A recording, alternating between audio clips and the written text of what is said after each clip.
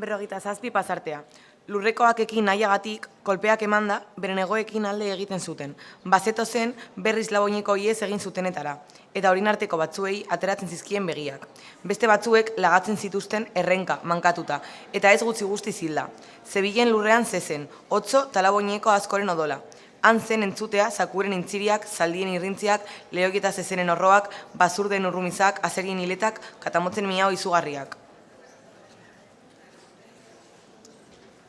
Ikusi zirenean lurrekoak garaiturik eta hainbeste lagun galdu zutela eskatu zioten bakea hegaztiei.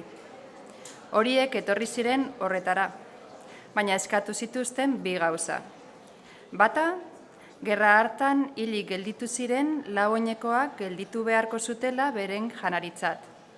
Eta bigarrena, saguzahar saltzaileari berak eman behar ziotela erabaki edo sententzia.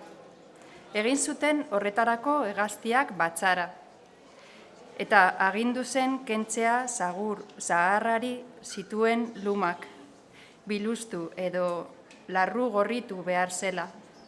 Ez zitezela zagur zaharrak inoiz argitara irten. Hala hoi dabiltza ezertarako gauza ez direla eta inork ikusi nahi ez dituela. Ipuin honek dio, bere odoleko eta adizkideen saltzailea dela bere buru galtzailea.